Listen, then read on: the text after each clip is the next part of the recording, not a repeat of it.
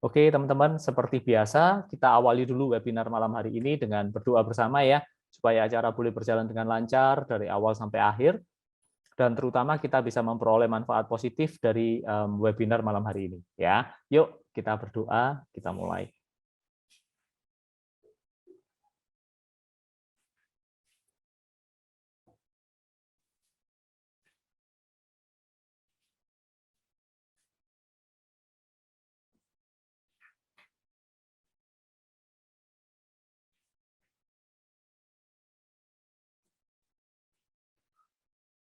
Oke, selesai teman-teman semua. Saya siapkan dulu. Saya share ya.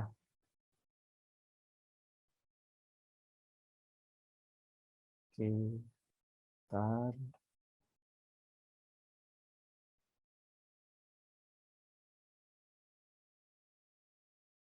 Screen saya kelihatan ya. Kalau nggak kelihatan, tolong direspon. Kalau udah kelihatan, nggak apa-apa, nggak usah. Oke, malam hari ini kita akan bahas materi tentang who am I, gitu ya. Menurut saya pribadi sih, materi ini cukup menarik, teman-teman, ya, karena seringkali kita lebih mengenal orang lain dengan baik, misalkan pasangan kita, orang tua, anak, siapa lagi ya, teman kantor, gitu ya, saudara dan lain sebagainya. Tapi giliran kita mengenal diri sendiri, kita nggak tahu nih, diri kita ini sebenarnya siapa gitu. Apa sih kelebihan dan kekurangan saya gitu. Ini saya sebut sebagai suatu ironi ya teman-teman. Kita bisa kenal orang lain dengan lebih baik, tapi diri sendiri kita malah nggak kenal. Nah, malam hari ini kita akan bahas gitu. Siapa sih sebenarnya diri kita itu? Apa dan bagaimana kita diciptakan, apa dan bagaimana kita bisa berperilaku, bertindak seperti yang ada sekarang, itu dari mana sumbernya. Itu yang akan kita bahas kurang lebih malam hari ini. Dan kita juga nanti akan bahas apa sih hubungannya pengenalan diri sendiri dengan kesuksesan seseorang, dengan proses dia mencapai impian-impiannya dia, itu kita akan bahas malam hari ini melalui webinar ini ya. Saya berharap teman-teman bisa memperoleh manfaat dari materi malam hari ini ya. Bentar saya nge-freeze ya. Oke, sudah. Oke. Sebagian teman-teman mungkin sudah kenal saya, sebagian mungkin belum kenal saya. Izinkan saya untuk memperkenalkan diri secara singkat supaya kita lebih akrab, lebih relate. Tapi sebelum masuk ke perkenalan, di setiap training-training yang saya bawakan, saya selalu memutar video ini sebagai apa ya, pengingat gitu ya, sebagai reminder buat saya pribadi untuk senantiasa menjadi pribadi yang lebih baik. Dan saya berharap juga melalui video ini teman-teman juga memperoleh manfaat positif, meskipun ini videonya singkat, tapi menurut saya insight-nya dalam banget gitu ya. Kita tonton dulu ya videonya bareng-bareng ya. Oke. Bentar.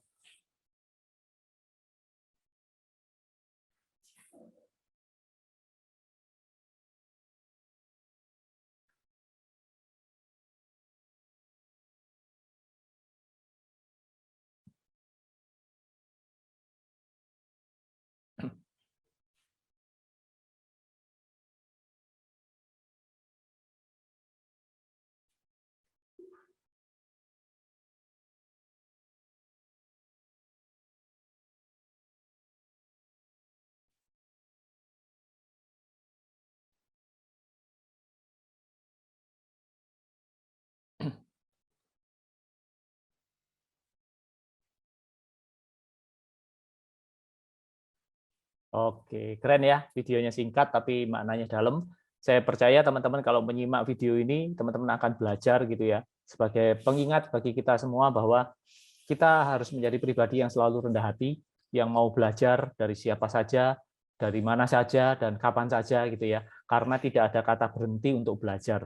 Selama, dalam tanda kutip ya, kita belum dipanggil pulang, nggak ada ceritanya kita berhenti belajar. Di saat kita berhenti belajar, di saat itu pula kita mandek dalam pencapaian hidup kita. Ya, semoga video ini bisa bermanfaat dan mengingatkan kembali teman-teman hal-hal positif seperti itu. Ya, nah nama lengkap saya Yuliantono Wijaya, teman-teman. Saya sebagai founder dari Miracle Life Transformation, suatu lembaga penyelenggara seminar, training, coaching maupun terapi. Ya, kami melayani baik untuk corporate, untuk komunitas, untuk agency, untuk organisasi, untuk umum, untuk private one on one ya. Kami menyediakan bermacam-macam program gitu ya untuk training-training yang kami sediakan. Biasanya training-training kami kelompokkan menjadi 2 kelompok besar untuk materi-materinya. Ada yang materi tentang hard skill, yang teknis, bersifat teknis seperti itu ya. Kemudian kita ada juga materi-materi yang soft skill, yang bersifat ke arah mindset ya, bagaimana mengolah pikir, mengolah rasa, memunculkan potensi diri, itu kita punya gitu ya. Kenapa kok kami mengelompokkan 2 hal itu? Karena di luaran sana sering kami jumpai banyak orang yang hanya fokus di hard skill-nya saja gitu. Hard skill-nya ditingkatin terus, tapi soft skill-nya enggak gitu. Saya bukan ngomong hard skill nggak penting ya, penting sih. Tapi jangan cuma itu doang yang kita fokusin gitu loh. Ada satu sisi lagi yang namanya soft skill. Ini penting juga karena soft skill ini bicara tentang mindset, bicara tentang mental. Karena teknis tanpa mental yang kuat, tanpa mindset yang benar, biasanya tidak akan optimal itu. Seumpama Anda itu bawa senjata yang canggih, tapi Anda tidak bisa mengoperasikan, tidak mengenal senjata Anda dengan baik. Akhirnya apa? Nggak optimal kan senjata itu gitu ya. Makanya di Miracle Life Transformation kami sediakan 2 materi itu gitu loh. Sebagai penyeimbang teman-teman. Ya, hard skill-nya juga di-upgrade, soft skill-nya juga di-upgrade. Jadi kalau dua-duanya ini seimbang, kita akan firm, kita akan stabil gitu ya dalam menjalani proses-proses mencapai target-target perusahaan kita, target pribadi kita, target tim kita akan jauh lebih mudah dan lebih cepat karena kita ditopang oleh kedua kaki. Seperti teman-teman lah sekarang. Coba nanti teman-teman berusaha lari dengan satu kaki, gitu ya. Dengan berusaha lari dengan 2 kaki, cepat mana? Pasti cepat dengan 2 kaki kan. Untuk mencapai tujuan Anda sama dalam mencapai target-target Anda, impian Anda, goal Anda. Kalau Anda cuma pakai 1 kaki hard skill saja, ya kayak Anda dalam tanda kutip pincang gitu. Lama untuk capainya. Tapi kalau Anda larinya dengan kedua kaki Anda akan bisa lebih cepat. Seperti itu analoginya teman-teman antara hard skill dan soft skill. Ya, jadi mulai dari sekarang sampai seterusnya tanamkan dalam pikiran teman-teman bahwa hard skill saja nggak cukup gitu. Kita harus mengimbangi dengan yang namanya soft skill. Nah, webinar malam hari ini kita bahas tentang who am I. Ini bukan hard skill sebenarnya. Ini lebih ke arah soft skill gitu ya. Oke. Nah, itu kami menyelenggarakan training-training program-program seperti itu ya. Kita ada 2 kelompok. Kami juga ada program untuk personal coaching, misalkan teman-teman perlu pendampingan atau mentoring lah untuk mencapai keinginan-keinginan teman-teman, kita juga ada program-program seperti itu. Kami juga ada program-program terapi atau konseling gitu ya. Misalkan teman-teman nih, saya ini apa sih hambatan? Saya ini pengen mencapai sesuatu gitu. Saya pengen breakthrough, saya pengen break the record gitu ya. Saya pengen naik next level, tapi kok kayaknya di dalam diri ini banyak yang menghambat ya. Apa ya yang harus saya lakukan gitu. Saya kayaknya sudah berupaya segala macam upaya gitu, tapi kok hasilnya begini-begini saja gitu ya. Nah, kami menyusun juga program-program konseling dan terapi untuk membantu teman-teman mengatasi hal-hal seperti itu gitu ya. Bisa juga program-program terapi yang kami ada pada kami bisa membantu teman-teman misalkan untuk keluar dari jeratan masa lalu, karena ada sebagian orang yang masa lalunya itu seringkali menghantui gitu, nggak bisa lepas, nggak bisa apa ya, nggak bisa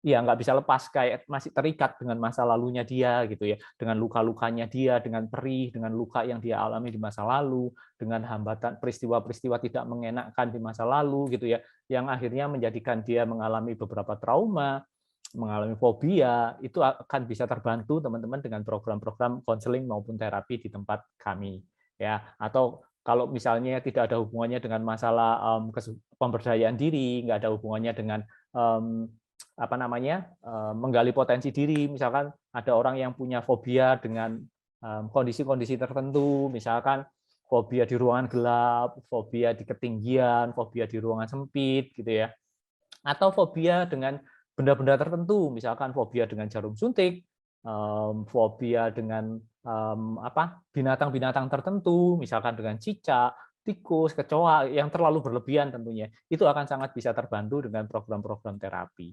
Kayak gitu teman-teman. Jadi di Miracle Life Transformation ini kami menyediakan program yang all in lah gitu ya, yang bisa membantu teman-teman. Intinya kami mempunyai visi dan misi merubah yang biasa menjadi luar biasa.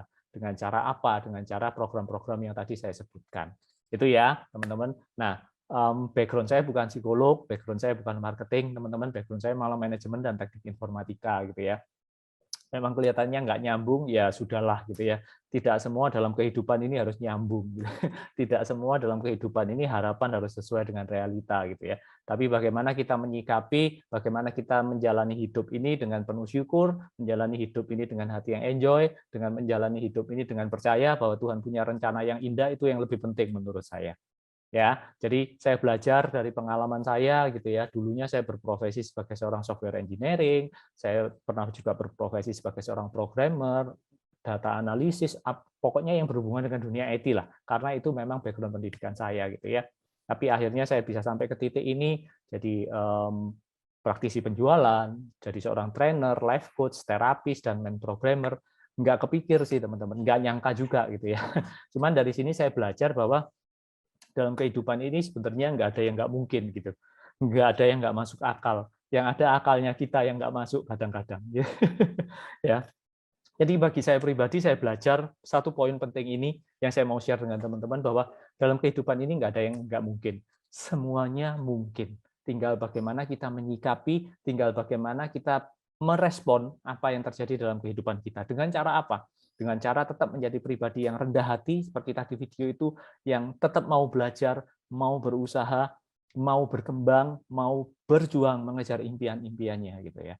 Kalau Anda sudah punya sikap mental seperti itu, apapun kondisi Anda saat ini, percaya saja, segala sesuatunya mungkin.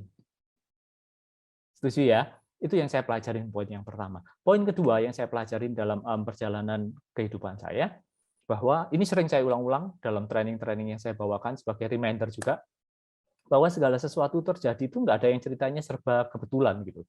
Semua terjadi pasti sudah ada alasan tertentu, pasti sudah ada yang mengatur kenapa ini bisa terjadi.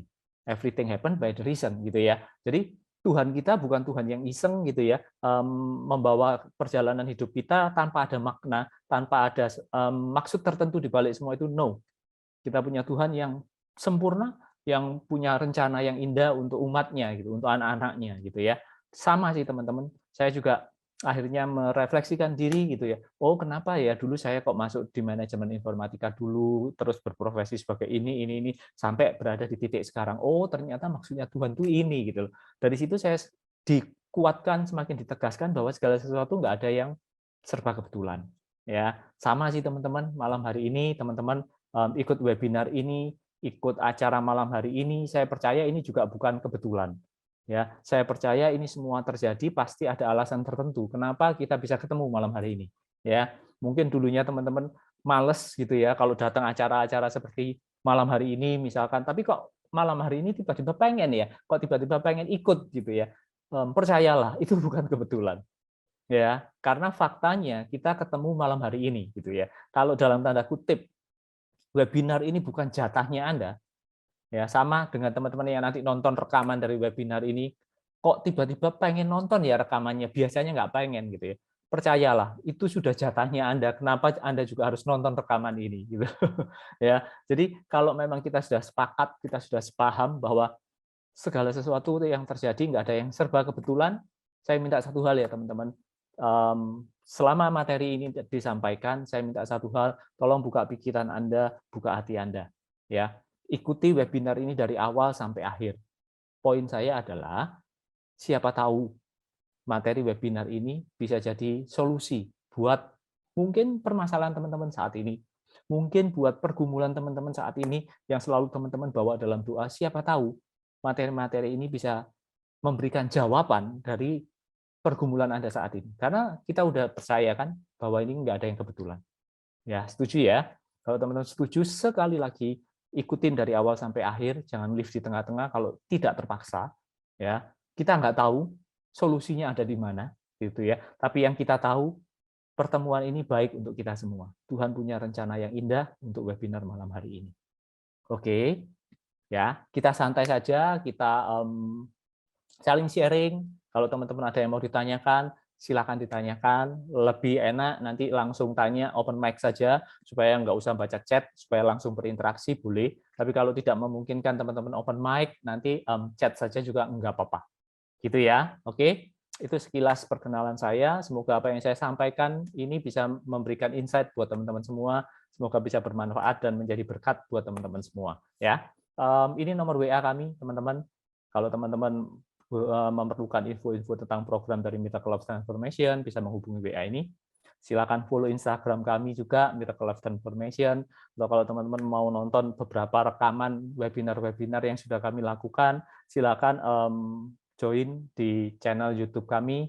Pakai nama saya, channelnya Yuliantono Wijaya. Ya, itu ya sekilas singkat perkenalan dari saya. Oke, ini beberapa klien-klien kami, teman-teman. Ya, mungkin teman-teman ada yang berasal dari kantor ini, gitu ya. Ini kami banyak bekerja sama dengan kantor-kantor ini untuk memberikan training-training. Ya, oke. Ini juga beberapa foto-foto galeri kegiatan yang kami lakukan, baik yang secara offline maupun secara online. Ya, saat ini kami sudah offline, gitu ya, meskipun ada juga yang masih request untuk online, gitu ya. Ini juga beberapa foto-foto kami waktu mengisi acara training-training seperti itu. Ya, ini kegiatan-kegiatan yang online kami. Ya, oke. Sebelum masuk ke materi, saya juga selalu membawa analogi ini sebagai pengingat juga, mempertegas lagi gitu ya, bahwa dalam perjalanan hidup kita nggak ada kata berhenti untuk belajar, gitu ya. Nah, di sini saya selalu suka pakai frasa ini, yaitu frasa dalam bahasa Inggris yang kita sebut sebagai forget, melupakan, terlupakan, terlewatkan, atau tidak mendapatkan apa yang kita inginkan. Forget ya dalam terjemahan bebas. Ada juga frasa kedua yang mirip banget gitu ya, jumlah hurufnya sama gitu ya, susunan hurufnya sama gitu ya, yaitu forget.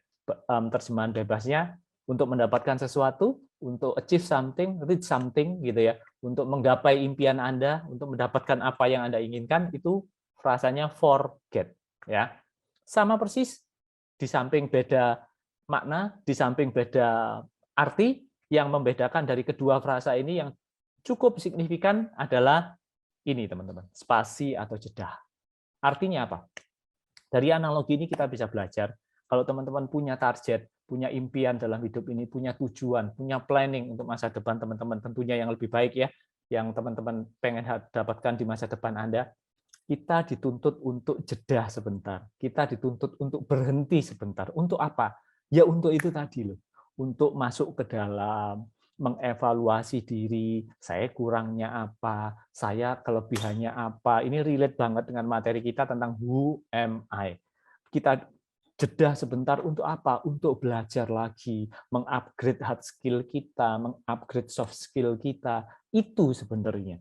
Dari analogi ini kita bisa belajar, kita kalau mau tetap produktif, kita kalau mau tetap performa kita selalu di puncak, kita harus meluangkan waktu untuk hal-hal seperti itu, teman-teman. Karena di luaran sana sering saya dengar seperti ini, nggak tahu teman-teman pernah dengar, mungkin teman-teman familiar juga, coach nggak perlu training-training, seminar, kayak coaching, terapi, apa-apaan itu. Nggak penting. Yang penting orang itu pokoknya kerja, kerja, kerja. Action, action, action. Nggak perlu gini-gini. Yang penting closing, closing, closing. Kalau Anda di bidang marketing, misalkan, yes, saya setuju teman-teman. Kerja, action penting. Upaya fisik itu penting. Nggak ada yang bisa menggantikan itu. Tapi kalau you hanya fokus di situ doang, di satu titik, lihat, Anda akan stuck. Di satu titik Anda akan mandek, Anda akan merasa nggak kemana-mana gitu. Anda merasa kayak tertekan, kayak dipojokkan, nggak tahu harus berbuat apa. Kenapa itu bisa terjadi? Saya sering menjawab ini dengan menggunakan analogi yang lainnya, yaitu misalkan teman-teman punya mata kapak nih, punya kapak lah ya, Anda pakai tiap hari untuk nebang pohon, karena Anda mungkin bergerak di bidang ini ya, perhutani, misalnya jualan furniture, misalnya Anda pakai nih untuk nebang pohon terus, bisa nggak dipakai terus? Oh bisa. Tapi ingat teman-teman, di satu titik mata kapak Anda bisa dipastikan akan tumpul.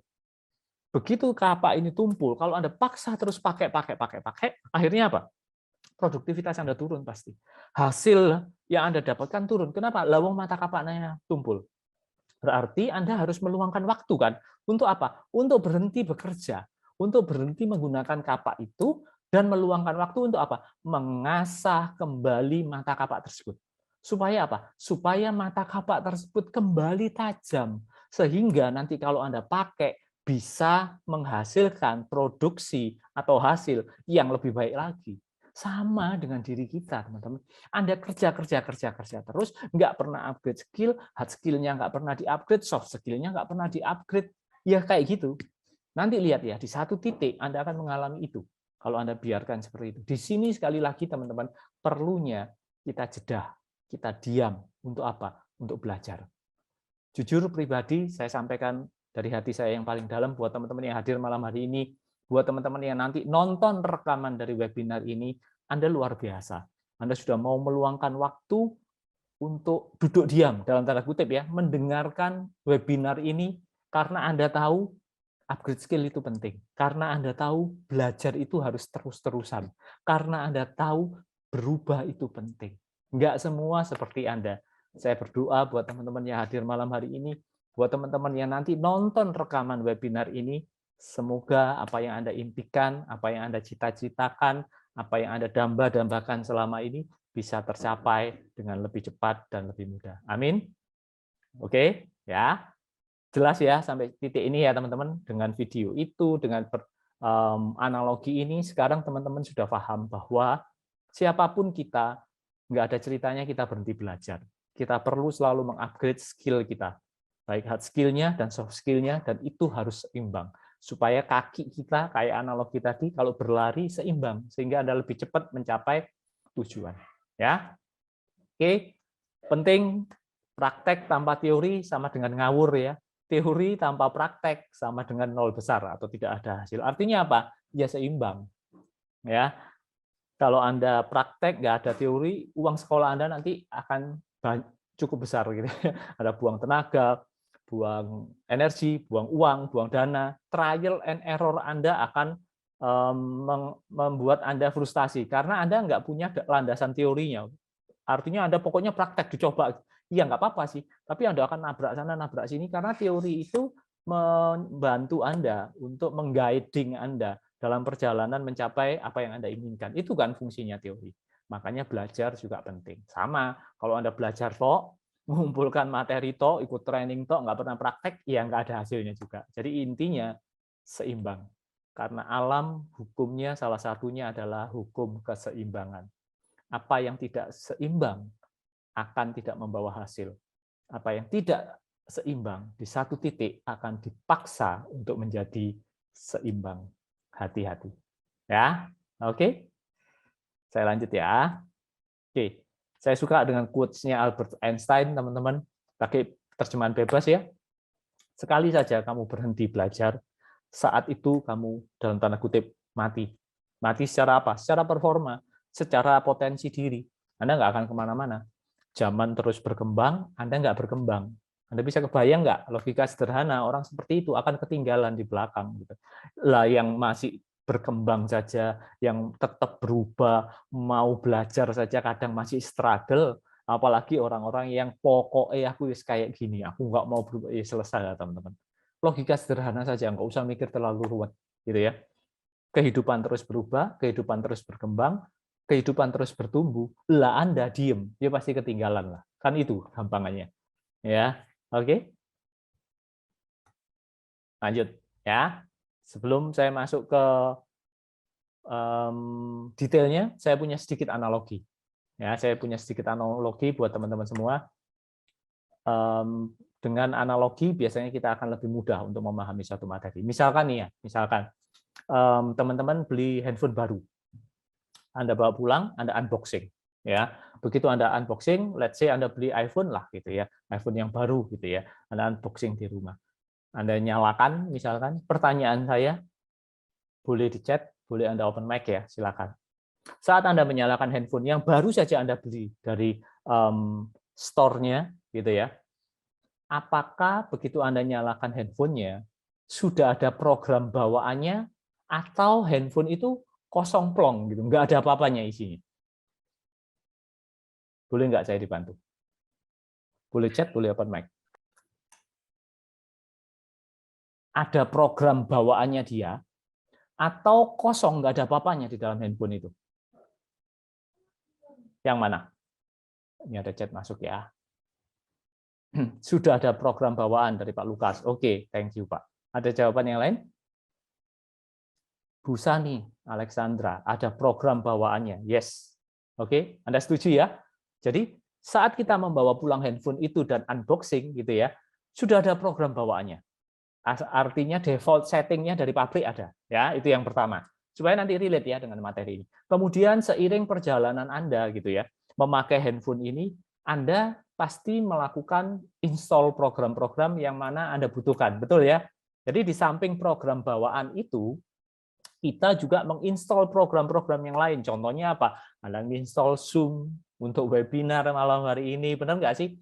Anda menginstall Telegram mungkin untuk chatting Anda, untuk komunikasi Anda install WhatsApp mungkin gitu ya. Intinya, sepanjang seperjalanan Anda memakai handphone yang baru Anda beli ini, di samping ada program bawaannya, Anda juga menginstall program-program tertentu yang Anda butuhkan. Betul ya? Seperti itu ya. Nah, ternyata teman-teman, manusia sama persis seperti itu.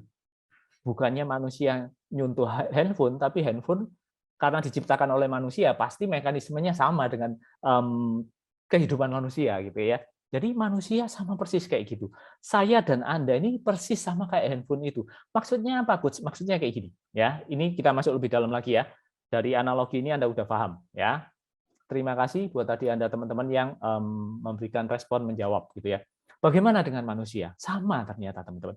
Manusia saat lahir coer, dalam tanda kutip bayi masih merah baru keluar, itu sudah membawa program dasar dari Sang Pencipta. Sama kan kayak iPhone yang baru tadi Anda beli.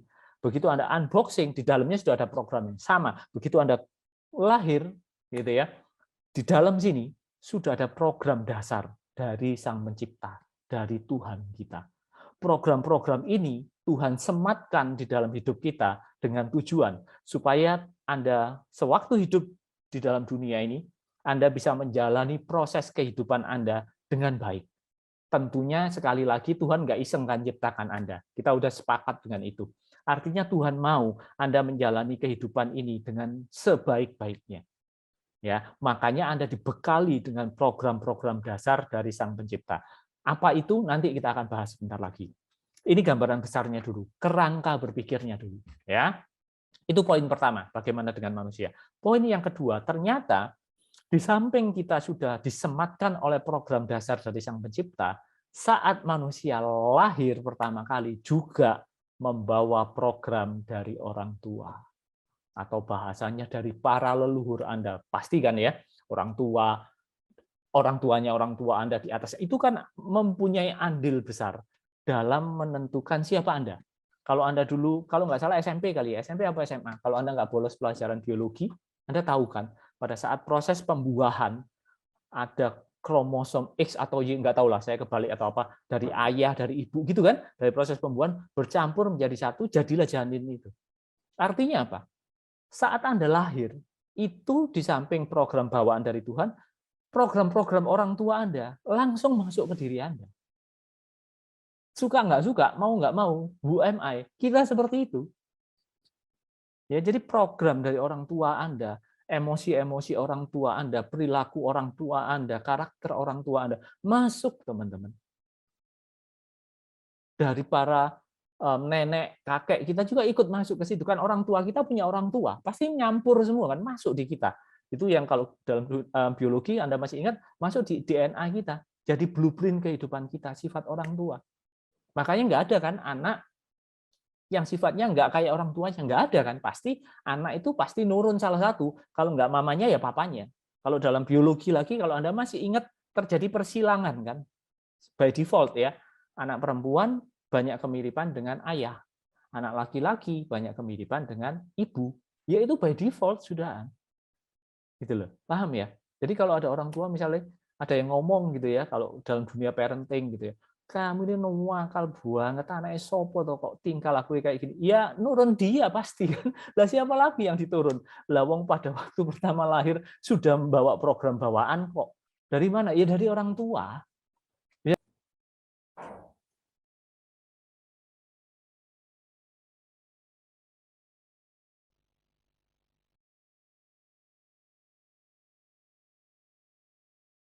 Oke, saya stop dulu deh sharingnya. Bentar.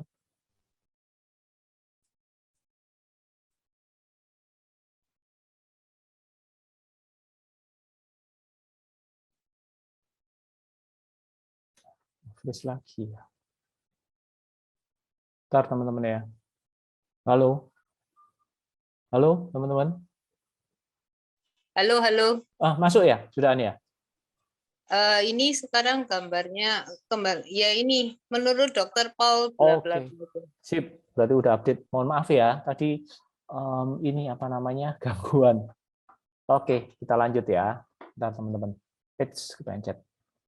Sekarang kita akan bahas tentang program bawaan. Ya, program bawaannya kita. Sebentar, saya tatanya dulu. Bentar ya. Oke, sip. Tadi ada chat yang masuk, masih ada layarnya Bu Sani, thank you. Oke, ya. Oke, kembali ke sini. Sebentar, recordnya masih aktif enggak nih? Oh, masih. Tadi kita akan ada 3 program ya, saya refresh sebentar. Program bawaan, by default, dari Sang Pencipta, pada waktu kita lahir sudah disematkan program tertentu. Yang kedua, dari orang tua, langsung masuk. Yang ketiga, dari perjalanan hidup kita. Kita kupas satu persatu ya. Yang program bawaan dari Tuhan dulu, supaya Anda bisa lebih mengenal kita ini siapa sih, kita ini manusia itu siapa gitu ya, sesuai dengan topik kita Who Am I. Nah, program yang Tuhan sematkan dalam hidup kita itu di mana sih letaknya gitu. Paling gampang mengidentifikasi ya di program yang ada di otaknya kita. Tuhan menaruh di situ gitu ya, program-program yang sudah by default yang orang kita berpikir seperti sekarang gitu ya, kemudian bertindak seperti apa ya, salah satunya hasil dari program yang Tuhan sudah sematkan, bisa dengan sendirinya asal dipicu gitu ya. Kemudian dia bahas screen saya masih oke ya. Oke. Nah, itu yang kita sebut sebagai otak reptil ya. Sekali lagi kerjanya otomatis gitu ya. Kemudian tidak Anda sadari dia bekerja sendiri karena sudah diprogram gitu ya. Dan bahasanya visual. Bagian otak yang kedua kita sebut sebagai otak mamalia atau sistem limbik ya. Otak mamalia atau sistem limbik ini fungsinya untuk mengatur emosi, mengatur perasaan gitu ya, mengatur perilaku seseorang gitu ya. Diprogram untuk tujuan itu, untuk memberikan kehendak atau motivasi dalam hidup gitu ya. Dia juga mengurusi tentang memori jangka panjang. Jadi apa yang Anda alami semuanya dia yang ngatur. Dari Anda lahir cower sampai detik ini Anda ikut webinar ini gitu ya. Sistem limbik inilah yang mengatur memori-memori itu. Nggak hilang gitu ya. Makanya semua peristiwa yang Anda alami dari Anda lahir pertama kali sampai detik ini sebenarnya nggak hilang, itu sudah tertata rapi gitu ya. Beserta emosi-emosi yang Anda alami saat peristiwa itu terjadi, semuanya sudah diatur oleh si sistem limbik ini. Luar biasa ya, Tuhan kita sudah memperlengkapi kita dengan semua yang sudah kita butuhkan sebetulnya ya. Yang ketiga, bagian ketiga adalah otak modern atau neokortex. Kalau tadi yang sistem limbik itu yang orange ini, ya, yang neokortex atau otak modern yang gede ini, nah, yang biru ini, yang melingkupi semua 2 otak yang lainnya. Ini kita sebut sebagai otak rasional, karena dia memang tugasnya untuk berpikir secara rasional. Dan ini sadar, kita melakukannya secara sadar. Tapi kalau yang 1 dan 2 itu lebih ke arah tidak sadar, karena dia bisa bekerja dengan sendirinya, karena dia sudah didesain seperti itu. Oke, jelas ya? Yuk kita masuk lebih dalam lagi, satu persatu kita bahas gitu ya. Kita mulai dari otak reptil dulu. Nah, otak reptil ini adalah otak yang tertua, teman-teman. Terdapat pada manusia dan hewan-hewan reptil. Hewan reptil itu apa? Ular, biawak, buaya, apalagi. Pokoknya hewan reptil lah, ya. Mereka punya dinosaurus, bahkan binatang-binatang prasejarah itu otaknya otak reptil. Makanya ini disebut otak tertua gitu ya. Disebut dinosaurus brain gitu ya. Fungsinya seperti tadi kita bahas, fungsi utamanya hanya untuk bagaimana supaya kita bisa bertahan hidup. Bagaimana supaya manusia ini bisa tetap survival. Itu fungsinya otak reptil. Ya. Cara kerjanya dia, karena tadi seperti kita bahas adalah otomatis, cara kerjanya dia hanya berdasarkan insting dan naluriah semata. Jadi tinggal ada pemicunya, dia langsung bereaksi. Tanpa persetujuan Anda sebagai pemilik otaknya. Gitu. Ya, cukup jelas ya sampai sini ya. Jadi fungsinya ini hanya untuk bertahan hidup. Bagaimana manusia supaya selama hidup di bumi ini bisa tetap hidup, bisa tetap menjalani kehidupannya seperti yang sudah Tuhan tentukan. Itu kita dibekali otak reptil ini. Cukup jelas ya. Kalau ada yang nggak jelas, langsung nanya ya teman-teman ya. Open mic boleh, chat boleh. Nah, apa sekarang yang memicu otak reptil ini bekerja? Ya, karena otak reptil ini kan aktifnya nggak permisi sama Anda. Saya mau aktif dulu nih, saya mau mengakses program ini. Enggak. Dia tinggal dipicu, langsung aktif. Nah, kita akan belajar apa sih yang memicu otak reptil ini aktif. Apa yang membuat otak reptil ini bisa menjalankan programnya secara otomatis. Ada banyak, tapi kita kelompokkan beberapa ini yang paling utama. Yang pertama, yang memicu otak reptil adalah makanan. Ya, jadi sama kan, kita ini tanpa kita sadari, buat apa sih Anda bekerja? Buat apa sih Anda berupaya sampai susah-susah banting tulang sampai sekarang? Anda bekerja buat apa sih sebenarnya? Salah satunya untuk apa? Boleh nggak saya dibantu dari peserta yang hadir malam hari ini? Tujuannya Anda apa? Kerja kayak melakukan sesuatu kayak gitu ya. Tujuannya untuk apa? Supaya bisa apa? Salah satunya ya, apa?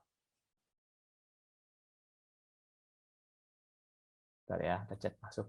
Supaya bisa hidup, yes. Tepatnya supaya Anda bisa tetap hidup, harus ada selalu asupan makanan kan? Artinya salah satu tujuan upaya kita bekerja dan segala macamnya, betul, untuk hidup, supaya stay alive gitu ya. Supaya apa? Supaya dapat makan, untuk bisa makan. Gitu ya. Nah, kemampuan Anda untuk dalam tanda kutip mencari makan, itu diatur oleh otak reptil. Jadi otak reptil ini seperti tadi fungsinya, tugasnya untuk membuat Anda tetap hidup, survival. Salah satunya pemicunya apa? Makan. Makanya Anda begitu ada keinginan tertentu, melakukan hal-hal tertentu, terutama untuk yang berhubungan dengan supaya Anda tetap hidup, supaya Anda tetap bisa makan, itu didominasi oleh program-program yang ada di otak reptil. Anda tanpa Anda sadari, Anda didrive oleh otak reptil ini. Karena makanan bagi otak reptil sudah diprogram, ini penting buat Anda. Karena kalau Anda nggak makan, Anda mati. Otak reptil sudah tahu itu, Tuhan sudah tahu itu. Makanya kalau Anda pernah dengarkan kata-kata bijak, janganlah kamu khawatir apa yang kamu makan, apa yang kamu minum, gitu ya, dan seterusnya gitu ya. Karena Tuhan sudah menyediakan itu. Salah satunya Anda diperlengkapi dengan program itu untuk cari makan itu sudah by default. Gitu. Kita sudah punya ya otak reptil ini. Contoh lagi, kenapa makanan ini bisa memicu otak reptil. Misal, kalau Anda pernah lihat nih, di suatu negara, mungkin beberapa bulan yang lalu kali ya, ada negara yang kena resesi, apa ya, New Zealand, apa ya, saya lupa apa namanya, Sri Lanka atau apa itu ya, yang negaranya resesi global, sampai makan susah, dapat orang langsung terpicu otak reptilnya. Apa yang dia lakukan? Menjara, saling bertengkar. Tujuannya apa? Pokoknya dapat makan. Oh, Sri Lanka ya, betul ya, Pak Lukas ya. Oke, thank you, thank you. Ya, tujuannya apa? Supaya tetap bisa makan, tetap dapat survival. Itu kerjaannya otak reptil. Jadi Anda ini untuk cari makan itu sebenarnya nggak perlu belajar, sudah bawaan, sudah ada, gitu loh ya. Karena itu sudah ada programnya, sudah gitu loh. Yang penting apa? Anda punya niat aja yang kuat. Jangan males mau kerja, dapat gitu. Karena sudah by default-nya sudah ada. Itu bahasa sederhananya ya teman-teman ya. Paham ya sampai sini ya. Kemudian apalagi yang memicu otak reptil? Dua adalah ini, seks. Ya, makanya kalau Anda perhatikan banyak orang yang bertengkar gara-gara memperebutkan pasangan gitu ya. Benar nggak sih? Karena cemburu gitu ya. Ini kan salah satu bagian dari seks, keinginan manusia untuk bereproduksi ya, untuk salah satu untuk menjaga kelangsungan hidupnya dengan apa? Ya reproduksi. Makanya kalau Anda perhatikan, Anda dulu pasti mengalami kan, Anda kan pernah kecil gitu. Dari sebelum puber, kemudian masuk ke fase puber gitu ya. Anda bisa mulai hormon-hormonnya terprogram dengan sendirinya. Dari Pak Lukas, benar Pak, karena ini bagian dari bertahan hidup. Yes, seks juga termasuk bagian dari bertahan hidup. Anda puber, ya, yang cewek tiba-tiba mulai tertarik sama yang cowok mulai tertarik sama yang cewek. Apakah itu Anda diajarin? No, otomatis. By default programnya Tuhan udah taruh itu. Yang Anda waktu puber selalu pengen merias, tampil baik di depan lawan jenis Anda. Tujuannya apa? Supaya saling tertarik. Supaya nanti apa? Saling menjalin hubungan berumah tangga, berreproduksi dengan tujuan apa? Supaya kehidupan Anda menjadi lebih baik. Itu sudah dorongan otak reptil gitu loh. Ini yang dilakukan oleh otak reptil dalam membantu kita. Gitu ya, paham ya? Itu seks. Ya. Seperti tadi saya juga sampaikan, kenapa orang bisa memperebutkan pasangan sampai bertengkar, sampai bunuh-bunuhan karena cemburu segala macam, ya karena otak reptil ini. Gitu. Paham ya sampai sini ya? Oke. Yang berikutnya pemicu otak reptil adalah ancaman pada keselamatan hidup kita gitu. Apapun yang mengancam bagi keselamatan hidup kita, otak reptil akan selalu turun tangan. Ya, karena dia sudah ditugaskan itu oleh Sang Pencipta. Ini yang kita sebut sebagai self defense mechanism, ya, atau yang mungkin Anda sering dengar flight or fight. Fight or flight gitu ya, sama. Ya, nanti ini kita akan bahas lebih dalam. Ya. Jadi apa saja yang mengancam keberadaan hidup Anda, yang membuat Anda merasa tidak aman, itu sudah ada backup-nya, caranya bagaimana, itu sudah ada programnya di otak reptil ini. Ya. Kemudian apalagi yang menjadi pemicu otak reptil? Yang keempat, citra diri. Sebentar, kepencet. Citra diri. Artinya apa? Otak kita sudah didesain bahwa segala sesuatu yang bisa membuat seseorang lebih baik itu akan dikejar. Makanya lihat teman-teman ya, misalkan ada obat, ada produk-produk kesehatan yang membuat tubuh kita semakin sehat, hidup kita menjadi lebih baik, itu akan menjadi fokusnya kita gitu. Tanpa diajarin gitu, Anda akan dengan otomatis mengusahakan untuk mendapatkan itu. Anda sakit supaya sembuh, minum obat, itu kan untuk memperbaiki citra diri. Kalau kita ngomong ekstrimnya, atau kalau Anda nggak dalam posisi sakit apa? Kosmetik, perawatan wajah, perawatan tubuh gitu ya. Itu kan untuk membuat seseorang merasa lebih baik. Itu nggak usah diajarin. Anda sudah punya insting ke arah situ. Paham ya maksud saya ya? Jadi segala sesuatu yang membuat orang merasa lebih baik, itu nggak usah belajar. Karena sudah disematkan programnya untuk diri kita masing-masing. Ya. Kemudian apalagi Anda belanja shopping, teman-teman yang di sini cewek-cewek suka shopping, itu kan supaya membuat Anda lebih baik, beli baju, beli perhiasan, itu kan Anda nggak diajarin, otomatis kan gitu. Nah, ya karena otak reptil ini. Jadi sampai di titik ini dulu kita semakin sadar ya bahwa manusia ini sebenarnya makhluk yang sudah diprogram. Who am I? Kita ya makhluk yang sudah ada programnya 3 itu. Anda suka, nggak suka, sadar, nggak sadar, saya dan Anda seperti ini. Apapun kita ya, mau berasal dari suku bangsa manapun, ya kayak gini sama persis cara kerjanya. Oke, itu yang keempat. Pemicu otak reptil yang kelima adalah kekuasaan. Sama dengan dalam tanda kutip, mohon maaf, hewan. Hewan itu kalau Anda lihat, dia akan punya area kekuasaan. Betul ya? Kalau Anda salah masuk ke area kekuasaannya hewan itu, Anda bisa dihajar, bisa diterkam gitu ya. Kayak singa, kuda nil, itu mereka akan punya teritori masing-masing. Kalau ada salah satu hewan yang masuk ke situ, ini kan mengancam keselamatannya dia. Dia akan menyerang itu. Ternyata manusia sama, karena kita juga punya otak reptil itu gitu loh. Ya. Tapi pada manusia lebih ke arah apa? Kekuasaan. Kekuasaan ini oleh manusia sebagian besar ditandai dengan apa? Simbolnya uang. Jadi uang ini salah satunya melambangkan kekuasaan seseorang. Makanya ada kata-kata kan, uang yang berkuasa, uang yang bicara, kamu bisa seenaknya gara-gara uangmu banyak, bla bla bla segala macam. Betul kan? Jadi kekuasaan ini kalau pada manusia dilambangkan sebagian besar dengan uang. Jadi upaya Anda untuk mendapatkan uang itu didrive oleh reptil, oleh otak reptil. Karena Anda sudah dipicu ke arah situ, Anda harus mendapatkan itu. Gitu ya. Kemudian untuk mempertahankan uang ini juga Anda akan didrive juga oleh otak reptil. Atau saat Anda kehilangan uang, Anda juga didrive juga oleh otak reptil. Ya, makanya kalau orang tidak bisa mengolah mentalnya dengan baik, pola pikirnya nggak benar, pola rasanya nggak benar, dia akan dalam tanda kutip apa? Menghalalkan segala cara, mengorbankan semuanya untuk mendapatkan apa? Uang. Uangnya nggak salah, yang salah program yang sudah ada di dalam otak reptil ini loh.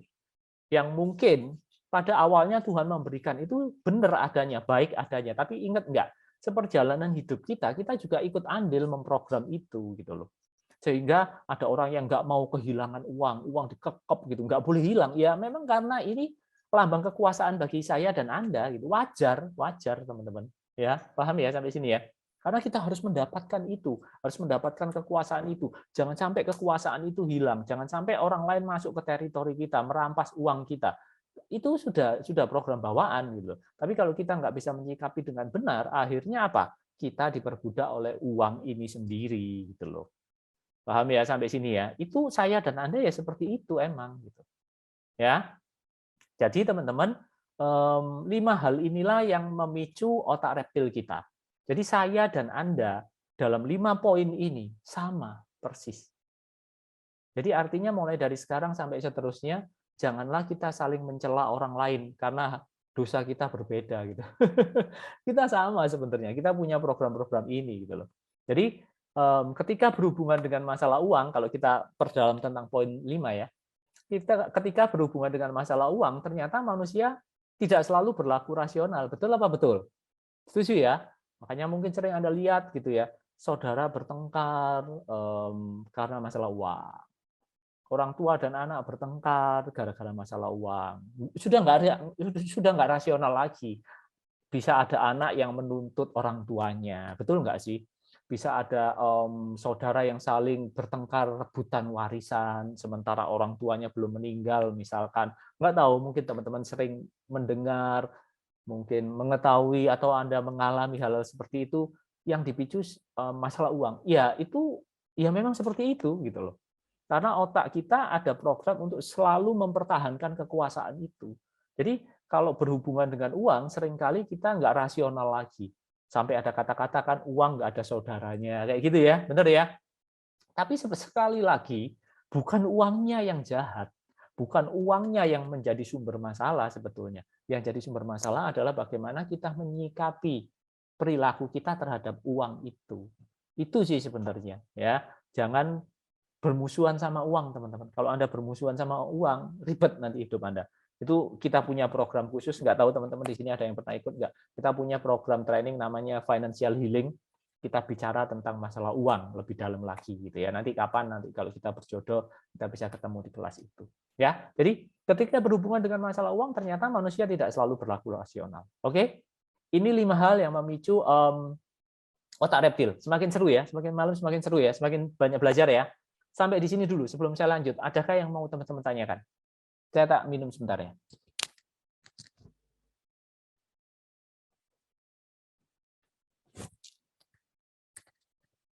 Oke, ada yang mau teman-teman tanyakan? Bu MI ya ini dulu, yang program bawaan dulu. Itu Anda, itu saya. Ada yang mau ditanyakan sampai sini? Saya tunggu kalau ada yang mau ditanyakan. Nggak ada? Sudah jelas? Jelas apa belas? Oke, jelas ya. Kalau nggak ada yang tanya, saya anggap jelas. Jadi program bawaan dari Sang Pencipta kita sudah bahas. Ya, kita lanjut sekarang. Yang ketiga, otak yang kedua itu yang mamalia, reptil. Sekarang otak mamalia, ya. Otak mamalia ini adalah otak yang dimiliki oleh hewan mamalia. Hewan mamalia itu hewan yang beranak, bukan bertelur, yang menyusui, yang punya daun telinga. Kalau Anda masih ingat pelajaran biologi ya. Fungsinya otak ini untuk memproses informasi, untuk memproses memori, untuk memproses emosi. Jadi dia mengatur 3 hal ini. Kalau tadi untuk bertahan hidup, ini untuk mengatur pola rasa, untuk mengatur emosi dan perasaan, ya otak mamalia ini. Luar biasa ya, Tuhan sudah membekali kita dengan tools yang sangat lengkap. Ya, tinggal kita saja mengenali enggak dan tahu enggak cara makainya dengan benar tentunya. Karena kalau kita memakainya tidak dengan benar, ya hidup kita bermasalah. Itu sih sebenarnya.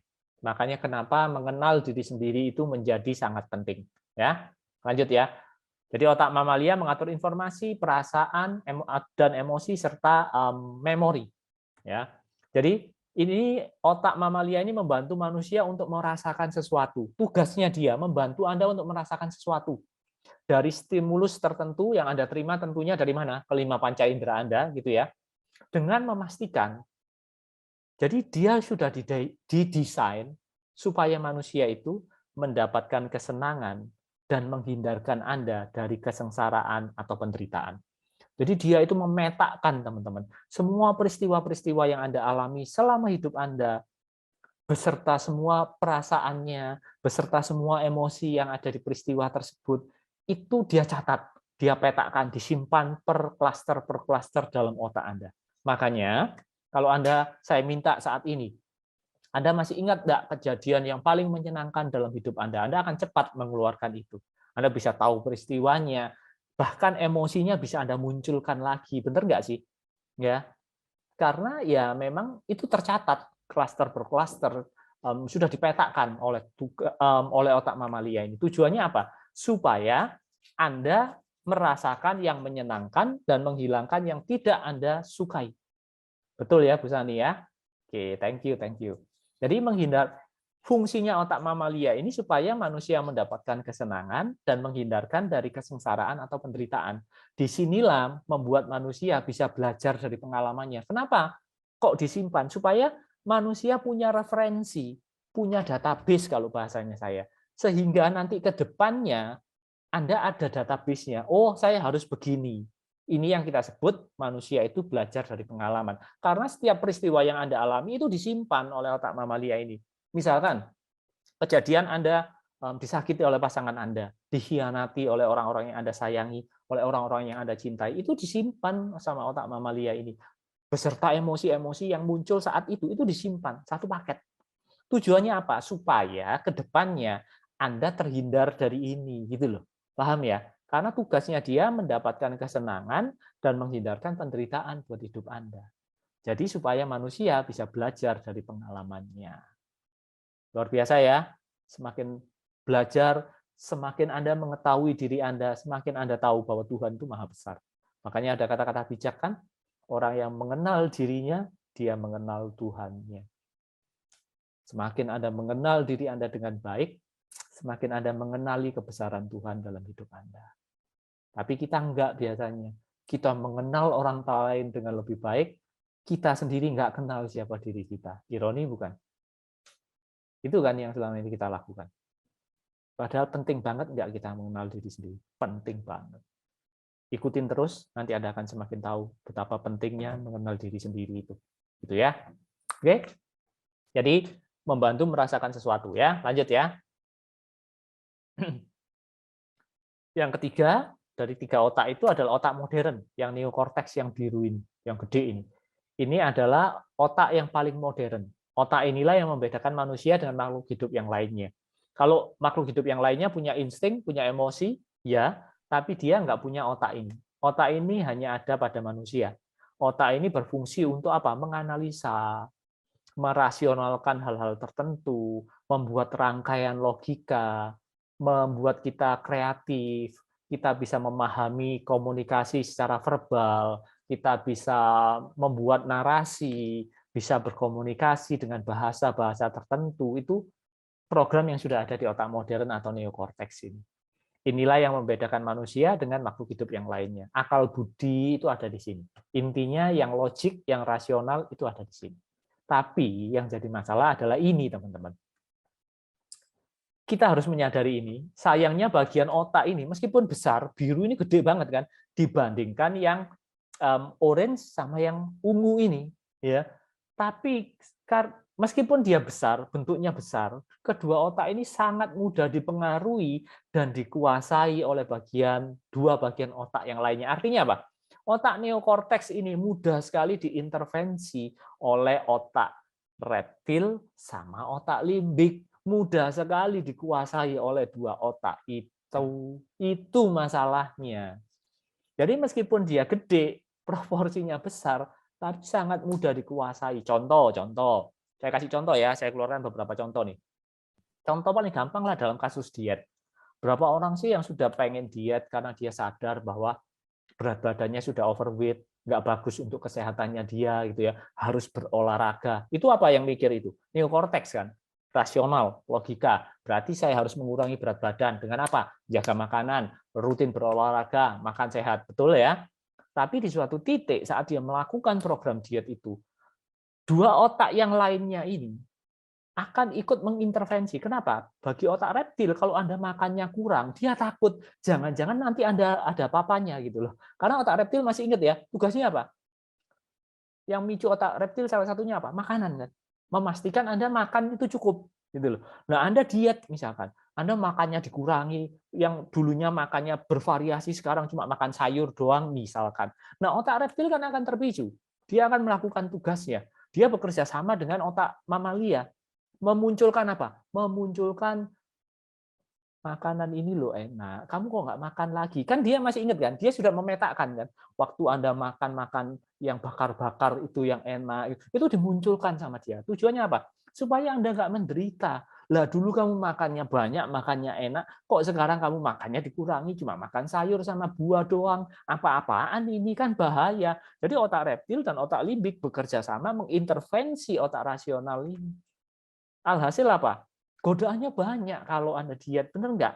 Anda pengennya selalu makan sehat, jaga kesehatan. Alhasil apa? Tergoda balik lagi makan ke makanan yang dulu gitu ya, yang nggak sehat. Akhirnya apa? Kasus diet gagal. Banyak kan kita jumpai seperti itu, kasus diet yang yoyo naik turun. Seperti itu teman-teman. Sama dengan kasus olahraga.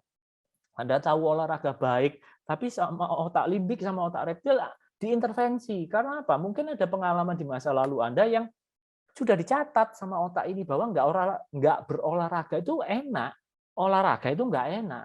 Nah itu yang akan diganggu terus. Atau dalam dunia trading, dalam dunia investasi misalkan, ada investasi saham tertentu atau Anda perusahaan trading jual beli gitu ya, Anda diganggu nih.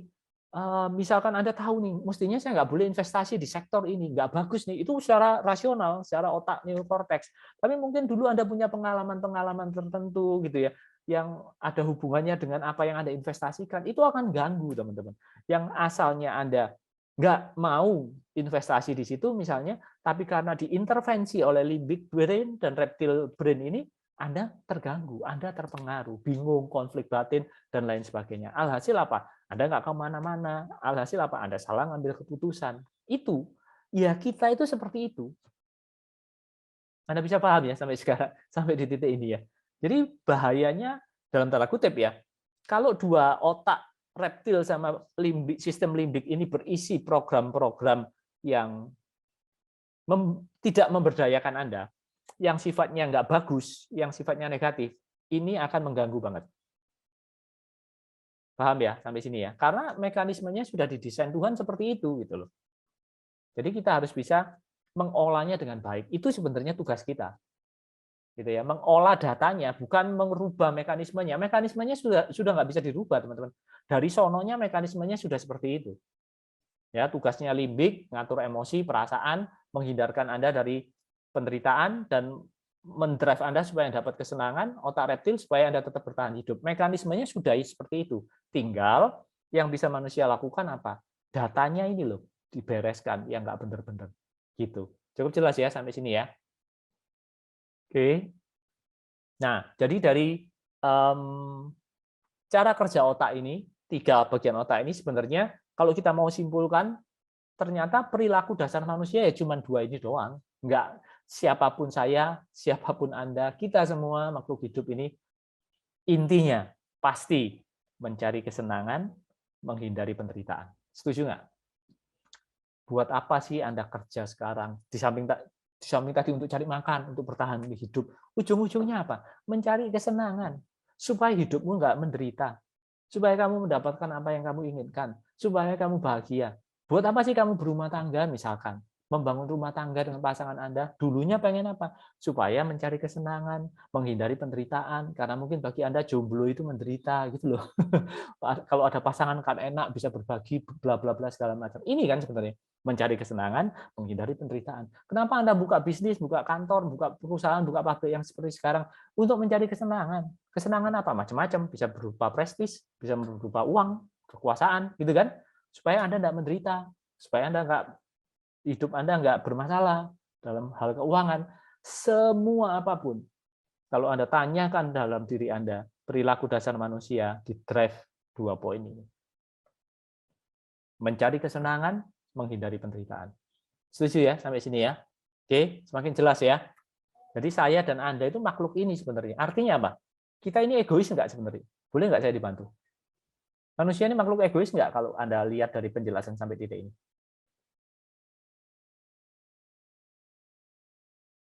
Halo? Menurut Anda gimana? Kita ini sebenarnya makhluk egois nggak? Ini ada chat masuknya. Egois, tapi itu insting, yes, benar. Supaya Anda tetap bertahan hidup. Memang Anda dibuat seperti itu. Jadi pada dasarnya sekali lagi ya nggak usah saling mencela hanya karena dosa kita berbeda gitu. Kita pada dasarnya dalam tanda kutip brengsek kok. Anda semua paham ya?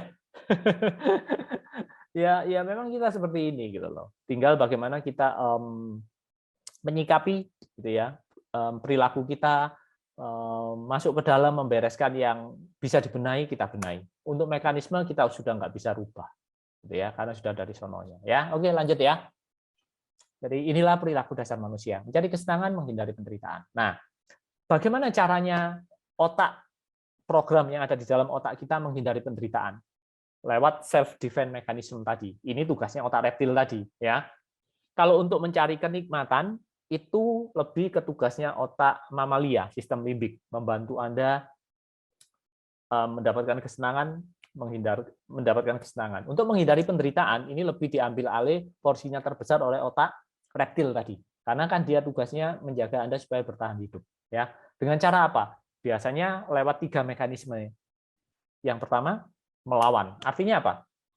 Kalau Anda mengalami suatu penderitaan dalam hal ini mungkin masalah apapun itu ya, bisa di aspek keuangan, kesehatan, apapun lah.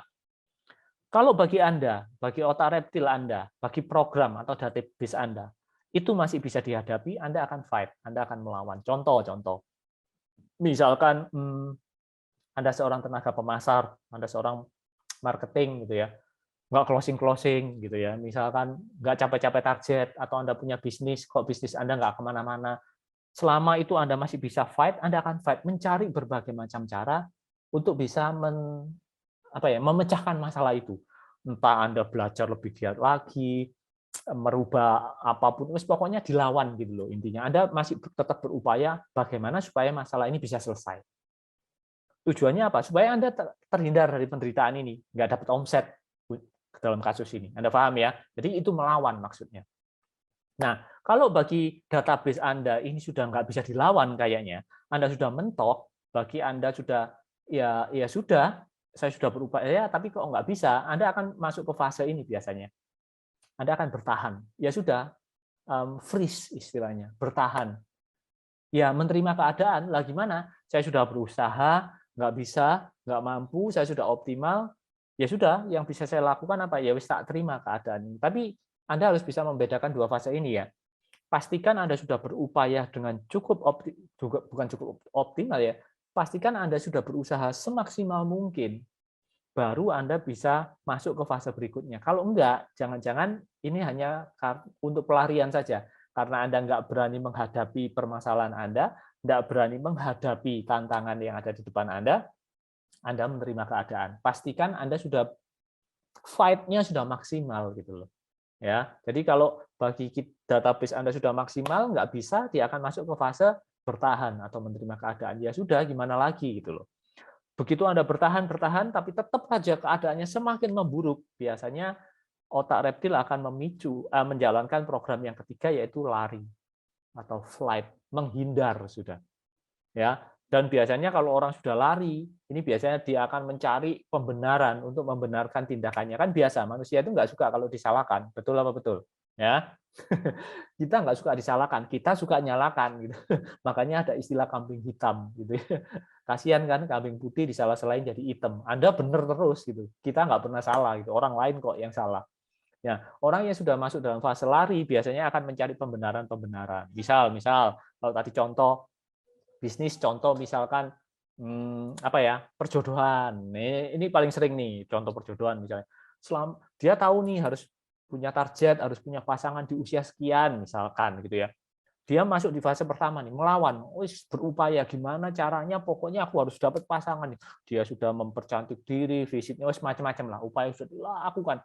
sampai di suatu titik udah upaya maksimal, ya sudah, ternyata kok tetap nggak bisa, ya sudah, dia bertahan, dia menerima keadaan, menikmati kejombloannya gitu. Ya, lah gimana lagi, sudah nggak bisa kok gitu kan. Akhirnya dia apa? Bertahan, menerima keadaan. Dia jalani itu. Tapi semakin kesininya kok semakin berat gitu ya. Kok semakin tidak mengenakkan buat hidup dia gitu ya. Ocehan sana sini, omongan sana sini, oh kamu itu belawai semacam-macam. Akhirnya dia terpengaruh, dia nggak kuat lagi, nggak tahan lagi. Akhirnya dia apa? Lari sudah. Lari dengan cara apa? Masih ingat ya tadi lari? Menghindari sebenarnya, menghindari masalah itu dengan cara apa? Mencari pembenaran diri. Dia akan membenarkan tindakannya dengan cara apa? Macam-macam. Misalkan, nggak percuma lah hidup berumah tangga. Buat apa berumah tangga kalau nanti nggak bahagia? Familiar dengan kata-kata kayak gitu?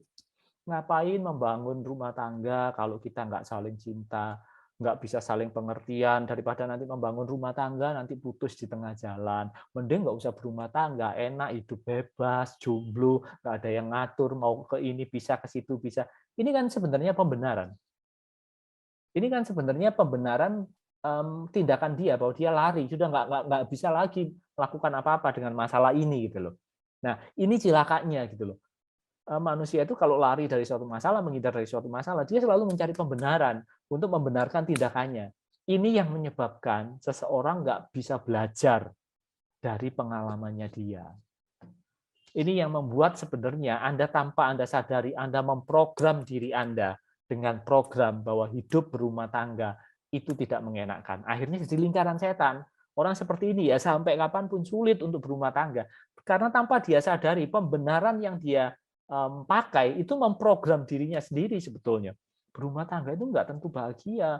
Berumah tangga bisa macam-macam kan, nanti bisa KDRT, bisa ini. Buat apa kita berpasangan kalau saling menyakiti? Itu kan pembenaran, tapi tanpa disadari di satu sisi, pembenaran itu menjadi programnya dia. Masih ingat nggak? Kita 3 program. Program bawaan dari Tuhan, program dari orang tua, program selama hidup kita. Anda memprogram dengan program yang menghancurkan hidup Anda sendiri, tanpa Anda sadari. Itu loh manusia. Rumit kan? Kompleks kan kita? Ini kita cuma bicara masalah perjodohan.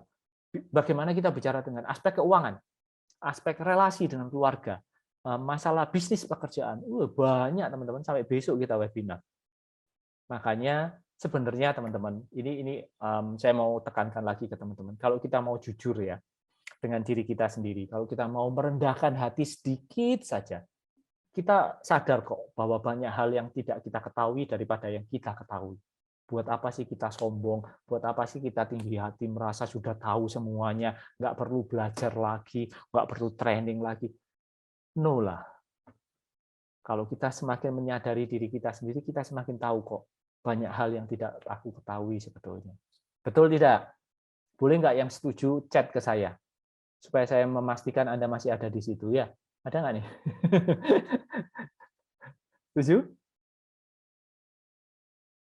Oke. Eits, kemarin chat. Nah, ini ada chat masuk nih. Oh, masih ada yang menemani saya.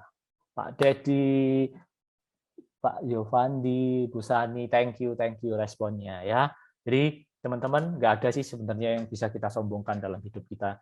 Ya nggak ada sih sebenarnya yang kita bisa buat kita merasa di atas segala-galanya. Sekali lagi, nggak usah saling merendahkan, nggak usah saling mencela satu sama lain hanya karena dosa kita berbeda gitu. Masing-masing kita punya dosa masing-masing gitu. Ya. Oke, ya inilah kita gitu. Semakin mengenal kan Anda sampai ke titik ini, Anda tahu kan Anda itu kayak apa sebetulnya. Ini kita baru ngomong gambaran besarnya loh teman-teman. Kita belum masuk sampai dalam-dalam. Ya. Oke, lanjut ya. Jadi menghindari penderitaan itu ini yang kita lakukan dengan 3 hal ini. Saya kasih kasus tadi perjombloan tadi gitu ya. Oke, lanjut ya. Nah, yang kedua, ini yang program dari bawaan dari Sang Pencipta. Itu tersimpan di organ otak kita dengan mekanismenya seperti ini dan datanya sebenarnya kita sendiri yang ngisi. Ya, programnya cuma sudah diatur mekanismenya. Yang kedua, yang program dari orang tua. Ya, itu nggak kita bahas, ya simpel sih. Ya pokoknya saat Anda lahir, Anda sudah nurun tuh sifatnya dari orang tua Anda. Ya seperti itulah Anda, pasti percampuran dari mama dan papa. Nggak akan jauh-jauh dari situ. Ya, oke. Yang ketiga, kita sepanjang perjalanan hidup kita kita memprogram diri kita sendiri. Masih ingat kan tadi? Dari mana program-program itu seperti tadi yang sudah saya sempat singgung sedikit? Ya, semua peristiwa yang Anda alami dalam kehidupan Anda, mulai dari Anda lahir cower sampai detik ini ketemu saya di webinar ini, sampai Anda nonton rekaman webinar ini nanti, ya semuanya disimpan oleh otak mamalia tadi, oleh sistem limbik tadi, ya, beserta emosi-emosi yang menyertai peristiwa tersebut, kesimpulan-kesimpulan yang Anda ambil, keyakinan-keyakinan yang mengikuti peristiwa tersebut, semuanya disimpan rapi, ya, oleh otak mamalia tadi dan dijadikan sebagai suatu program dalam tanda kutip, di mana database atau program ini nantinya akan dipergunakan oleh otak Anda sebagai patokan atau pegangan dalam menghadapi situasi-situasi yang dihadapinya secara otomatis. Jadi begitu ada database-nya, sudah masuk, sudah tersimpan oleh otak mamalia, ya sudah, ini nanti dijadikan sebagai bahan referensi atau patokan dalam menghadapi situasi yang dihadapinya secara otomatis. Tak kasih contoh yang supaya Anda lebih gampang. Ini kisah nyata. Jadi ada seorang wanita yang umurnya sebenarnya cukup, gitu ya, semestinya sudah masuk ke fase berumah tangga, tapi karena satu dan lain hal, dia tidak bisa menjalin hubungan berumah tangga, gitu ya, selalu ada masalah dalam prosesnya dia untuk membangun rumah tangga, gitu ya. Usut punya usut, ternyata dia itu hidup di lingkungan banyak teman-temannya dia, gitu ya, sharing ke dia, cerita ke dia, yang sudah berumah tangga, dan yang diceritakan tuh yang nggak enaknya, gitu ya, yang diceritakan yang KDRT, temennya ini dipukuli, ini kisah beneran ya teman-teman, bukan analogi, ini beneran gitu. Saya kasih ini supaya Anda paham maksudnya apa sih dijadikan patokan atau pegangan dan nantinya bekerja secara otomatis. Dia cerita mendapat perlakuan kasar dari suaminya, baik secara verbal, baik secara fisik, dijadikan sansa hidup, gitu ya. Si A cerita itu, si B cerita suaminya itu nggak setia, suaminya itu tukang selingkuh, tukang bohong, gitu ya. Si C cerita suaminya itu nggak mau kerja, cuma maunya minta uang malah kepada dia yang harus bekerja. Intinya lingkungan dia berada itu menceritakan hal-hal seperti itu, gitu loh. Tanpa dia sadar, orang-orang itu memprogram dia bahwa kehidupan rumah tangga itu seperti itu. Dan tanpa dia sadar, itu masuk ini kan, meskipun dia tidak mengalami, tapi kan dia menerima stimulus dari panca inderanya, dalam hal ini dari pendengarannya kan, cerita-cerita seperti itu. Nah, ini disimpan juga loh teman-teman oleh otak mamalianya dia, beserta emosi-emosi yang tadi diceritakan itu sama teman-temannya. Dijadikanlah suatu program bagi dia, bahwa intinya kehidupan berumah tangga itu bukan surga, kehidupan berumah tangga itu neraka. Alhasil apa? Dia mau jalin hubungan, mau membangun rumah tangga, nggak bisa. Karena otak reptil dan otak mamalia mempengaruhi otak rasionalnya dia. Meskipun secara rasional, masih ingat kan kasus dia tadi, secara rasional dia pengen hidup berumah tangga. Siapa sih yang nggak pengen, apalagi wanita gitu ya. Tapi seringkali dia diganggu oleh otak reptilnya, oleh otak mamalianya. Ini loh, ada pengalaman kayak gini. Itu dimunculkan terus. Alhasil dia bimbang. Alhasil dia terpengaruh. Otak neokorteksnya dikuasai oleh dua otak itu. Alhasil apa? Sampai detik ini belum berumah tangga. Padahal kalau kita berpikir secara rasional, secara logis, intinya, kalau itu yang dialami temannya seperti itu, apakah kalau dia berumah tangga, dia pasti mengalami seperti itu? Menurut teman-teman gimana?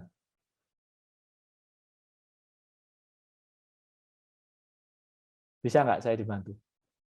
Itu kan memang kisah nyata tuh dari temannya dia. Iya memang, temannya ngalami kayak gitu, makanya cerita. Tapi kalau kita mau berpikir secara lebih kritis, apakah kalau dia berumah tangga, dia juga akan seperti itu? Jawabannya apa? Pak Lukas, belum tentu, bener banget. Tapi nggak bisa. Sudah tercatat itu di programnya dia. Bisa paham ya sampai sini ya? Bu MA ya. Kita itu makhluk yang seperti itu. Hati-hati teman-teman. Ini Bu Sani, karena banyak masukan yang negatif, jadi yes, benar. Padahal belum tentu kan. Padahal Tuhan mungkin sudah menyediakan dia jodoh yang baik buat dia. yang sesuai dengan keinginannya dia. Tapi kenapa? Iya, karena terganggu oleh program-program itu tadi. Tanpa dia sadari, dia memprogram dan diprogram oleh lingkungan sekitarnya, dan dia mengizinkan itu menjadi program. Ya sudah.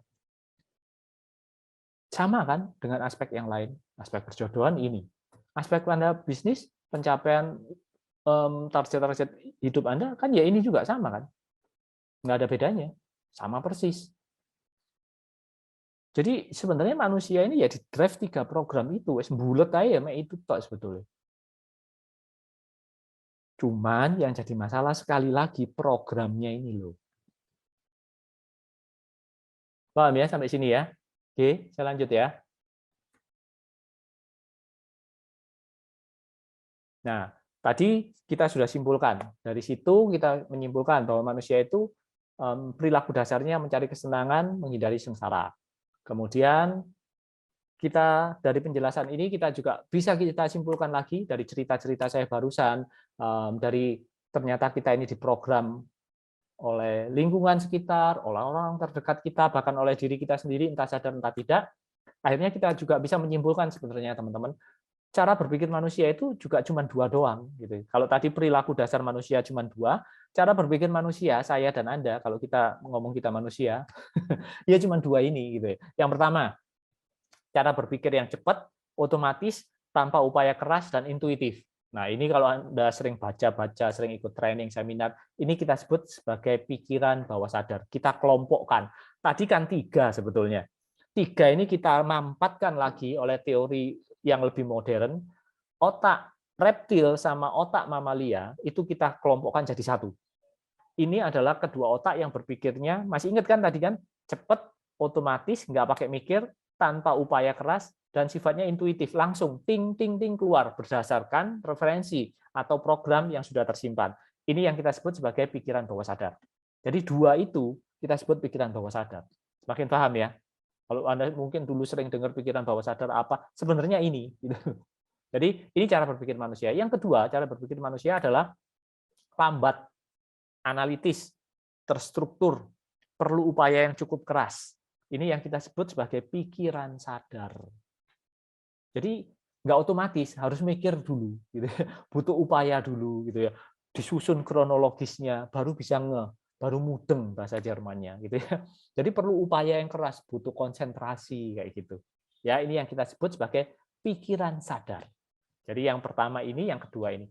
Sebelum saya lanjut, saya nanya ke Anda, sepemahaman Anda dari database Anda, dari program yang sudah ada di pikiran bawah sadar Anda, menurut Anda peranan mana yang lebih besar atau mana yang lebih berperan?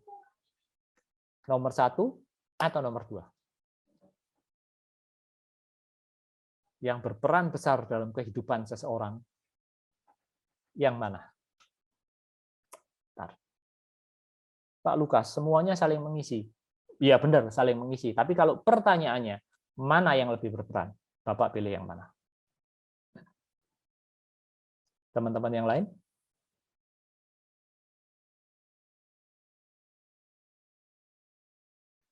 Nomor 1, oke. Ada jawaban yang lain?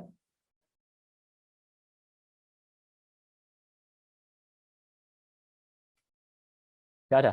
Sama semua dengan Pak Lukas? Sama? Oke, ngerokok katut surga nunut ya. Oke, Pak Hartono Santoso, nomor 1. Yes, teman-teman. Kalau kita mau tanya, mana yang lebih berperan? Nomor 1. Inilah makanya mungkin sering teman-teman dengar, pikiran bawah sadar itu 9 kali lebih kuat dari pikiran sadar. Iya, iya memang.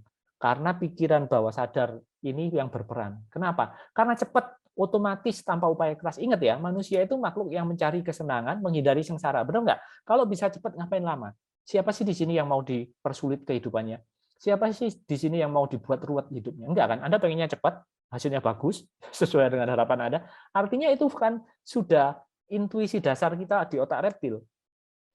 Ya, jadi otomatis yang berperan besar dalam kehidupan kita, menentukan cara kita berpikir, berperilaku, merasa, itu yang nomor 1. Manusia juga didesain sebagai makhluk yang hemat energi sebenarnya. Makhluk yang dalam tanda kutip males gitu. Nggak mau repot, maunya cepat. Makanya yang sering dijadikan acuan yang nomor 1. yang kita sebut sebagai pikiran bawah sadar. Berarti apa artinya? Apapun yang kita lakukan, apapun yang kita pikirkan, apapun yang kita rasa, apapun yang kita upayakan, itu 95% dipengaruhi oleh pikiran bawah sadar yang sifatnya cepat, otomatis, tanpa upaya keras, dan intuitif. Langsung nyari datanya. Otak kita ini mau cepatnya. Ada kejadian seperti ini, dia cek, ada referensi nggak datanya? Ada, ya sudah, itu yang dipakai. Paham nggak? Anda sering ditipu dalam bisnis, gitu ya. Anda ditawari bisnis lagi, otak langsung mencari referensinya. Ada nggak pengalaman ditipu? Oh ada, tolak langsung. Kayak gitu kan yang terjadi. Cepet aja cari referensi. Padahal belum tentu yang ini ada ditipu. Kayak sama kan dengan kasus yang tadi berumah tangga.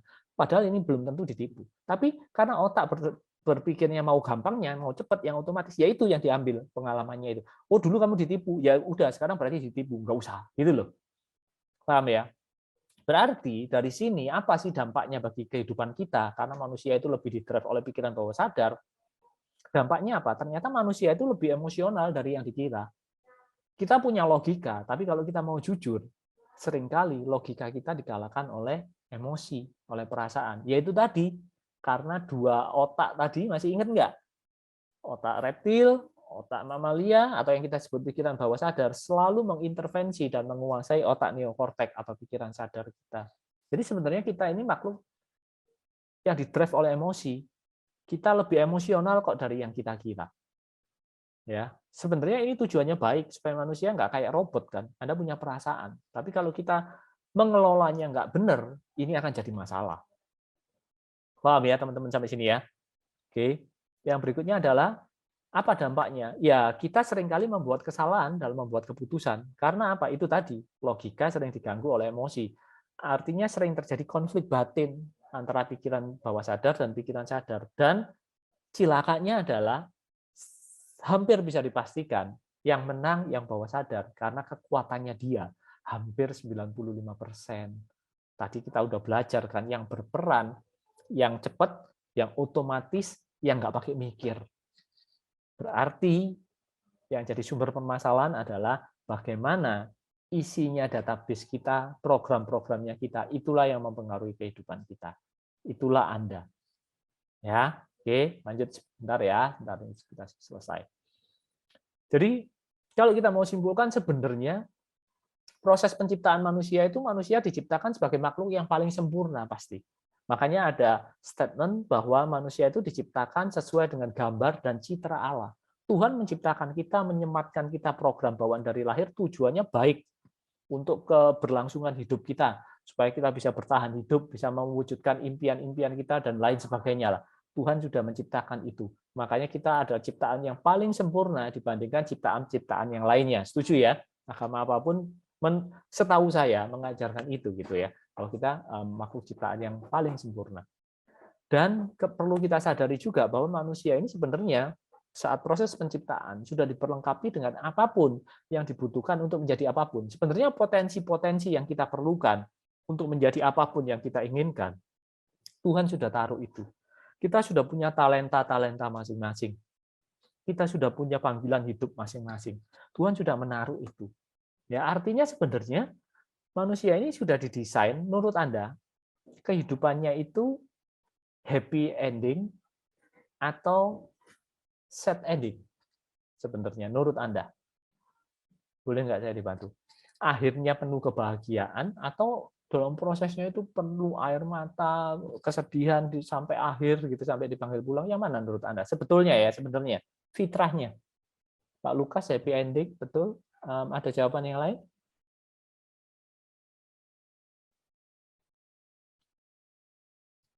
Ada jawaban yang lain? Sama semua? Kompak ya pesertanya ya. Oke, saya suka. Happy ending, teman-teman. Pada dasarnya mestinya seperti itu. Tapi kalau kita lihat keadaan sekitar kita, tapi kenyataannya apa? Enggak. Buktinya banyak orang yang menderita, kayak tadi contoh kasus itu, tidak bisa membangun rumah tangga, bisnisnya hancur, relasinya hancur dengan pasangan, kesehatannya terganggu gitu ya, pekerjaannya tidak berkembang, karirnya mandek, keuangannya bermasalah. Tapi kenyataannya kok seperti itu, Coach. Kenapa ini bisa terjadi?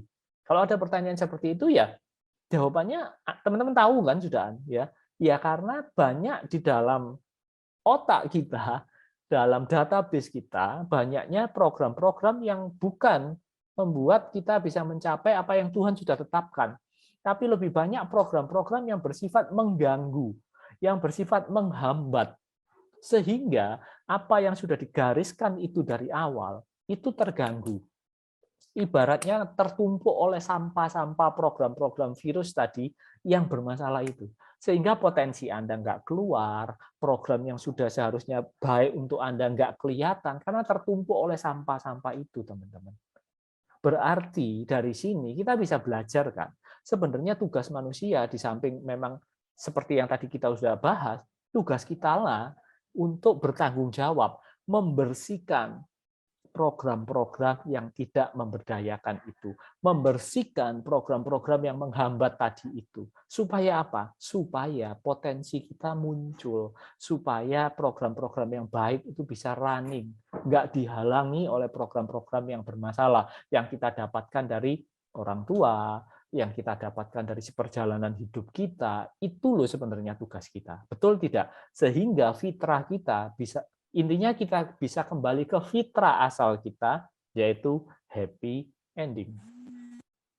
Paham ya sampai sini ya? Konsepnya dapat ya? Oke. Ini menjawab kenapa coach, tapi kok kenyataannya di dunia seperti itu? Ya karena ini sebenarnya. Oke, lanjut ya teman-teman ya.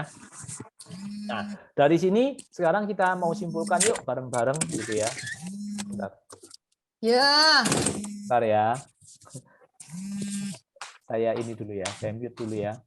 Tidak mengganggu. Oke. Nah, dari sini kita bisa nyimpulkan kan teman-teman, apa sih kerugiannya kalau kita tidak bisa mengenal diri kita sendiri, gitu ya? Apa dampaknya buat kehidupan kita? Apa sih hubungannya dengan kita mengetahui diri sendiri dengan kesuksesan kita? Nah, ini sekarang kita akan bahas, masuk lebih dalam lagi ya. Kerugian bila kita tidak bisa mengenal diri sendiri. Yang pertama ini biasanya, Anda akan mengalami kebingungan dan keraguan-raguan dalam menjalani hidup ini. Iyalah, pastilah. Oh, Anda nggak tahu diri Anda itu apa, ya kan? Anda itu siapa? Anda itu bagaimana? Ya gimana Anda nggak bingung? Pasti Anda banyak bingungnya, banyak ragu-ragu dalam menjalani proses kehidupan ini. Nah, kalau Anda sudah mengalami kebingungan, keraguan-raguan dalam menjalani kehidupan ini, biasanya apa yang terjadi berikutnya? Anda akan sulit menentukan tujuan hidup. Lah wong Anda bingung kok mau jalani ini, hidup ini kayak bagaimana, saya ini kayak seperti apa. Ya pasti dong, runtutannya Anda akan sulit untuk menentukan tujuan hidup Anda. Anda pengen apa, Anda mau apa ke depan. Ya pasti sulit, wong Anda bingung kok. Kan gitu ya. Yang ketiga, kerugian yang akan Anda alami kalau Anda tidak bisa mengenal diri sendiri adalah kalau Anda sulit menentukan tujuan hidup Anda, ini akan berhubungan dengan kinerja dan produktivitas Anda, pasti. Ya, artinya apa? Kinerja dan produktivitas Anda akan menurun karena Anda nggak punya tujuan hidup, bingung menentukan tujuan hidupnya. Lah kinerjanya ya pasti turun toh, produktivitasnya pasti akan menurun. Nah, kalau kinerja dan produktivitas Anda menurun, yang keempat, Anda bisa dipastikan Anda akan sering kehilangan kesempatan-kesempatan yang berharga. Karena Anda nggak fokus, Anda hanya bingung dengan diri sendiri, aku ini gimana, cocoknya kerja apa, aku harus jalani apa, Anda bingung di situ terus. Otomatis mestinya kesempatan-kesempatan banyak berharga datang dalam hidup Anda miss gitu loh. Karena Anda bingung carpe diem kalau orang Jawa ngomong gitu. Ya, ini Anda harus perhatikan ya teman-teman. Jadi jangan menyepelekan, nggak perlu memahami diri sendiri, kenal diri sendiri, itu nggak penting. Penting teman-teman. Ya, jadi Anda akan sering kehilangan kesempatan berharga. Kalau Anda sudah sering kehilangan kesempatan berharga, kinerja Anda menurun, ya pasti suka nggak suka, income Anda lama-lama akan menurun. Income Anda menurun lama-lama apa? Saldonya menipis. Nah, kalau sudah saldo menipis, ini dampaknya akan kemana-mana. Setuju nggak? Semua aspek akan kena. Jadi cuma dari masalah apa sebenarnya? Cuma dari masalah nggak mengenal diri sendiri saja, tapi efeknya nanti akan kemana-mana. Aspek kesehatan kena, aspek relasi kena, aspek finansial kena, aspek spiritual kena. Betul nggak sih? Ya, aspek apa yang nggak kena kalau sudah kena poin nomor 5? Kena semua sudah. Alhasil apa? Semakin terpuruklah kehidupannya dia. Hanya karena dia nggak mengenal dirinya sendiri. Poin saya, sekali lagi, jangan menyepelekan masalah mengenal diri sendiri. Ini penting. Oke, paham ya sampai sini ya. Oke, ini kerugiannya. Kalau ada kerugian pasti ada keuntungan karena dunia selalu seimbang ya. Apa sekarang keuntungannya kalau Anda bisa mengenal diri Anda sendiri dengan baik? Yang poin pertama, Anda pasti tahu kelebihan dan kekurangannya Anda, betul nggak? Lawang Anda tahu kok diri Anda, sehingga Anda akan jadi pribadi yang lebih percaya diri. Anda tahu kekuatannya, Anda tahu kekurangannya, gitu ya. Anda ketemu orang bisa dengan nyaman karena Anda tahu harus bagaimana, karena Anda tahu siapa diri Anda. Yang kedua, Anda akan bisa menetapkan tujuan hidup dengan jelas. Karena Anda tahu kelebihannya, Anda tahu kekurangannya. Oh, saya harus begini berarti, saya harus begini. Oh, berarti tujuan hidup saya harus seperti ini. Paham ya? Saya harus nyusun strategi, menetapkan tujuannya ke sini berarti. Karena ini kelebihan saya. Kekurangannya ini saya harus eliminir supaya saya bisa mencapai ini. Kan gitu runtutannya, ya. Yang ketiga, Anda akan bisa begitu Anda bisa menetapkan tujuan dengan jelas, Anda akan bisa membuat strateginya, membuat perencanaannya di semua aspek kehidupan Anda dengan baik tentunya. Dengan baik dan dengan benar. Untuk apa? Untuk masa depan Anda sendiri. Benar nggak? Kalau Anda sudah tahu tujuannya, kan Anda sudah tinggal bikin planningnya. Oh, di aspek keuangan planningnya seperti ini.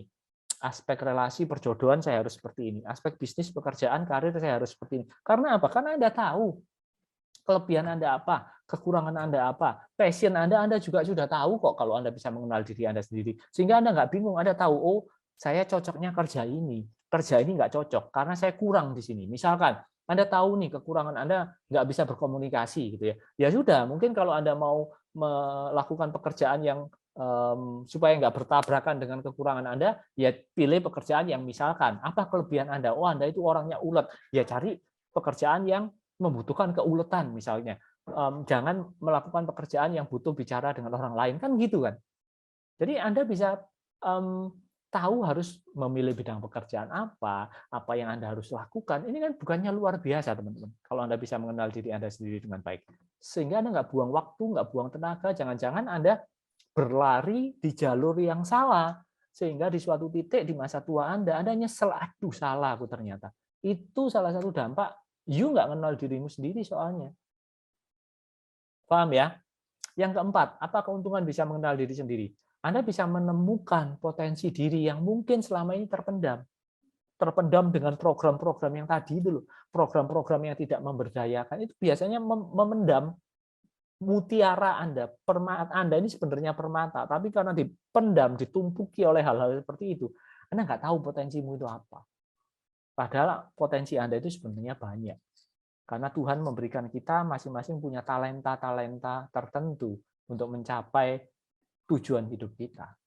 Jadi dengan Anda mengenal diri Anda sendiri, Anda akan bisa menemukan potensi diri Anda yang selama ini mungkin terpendam.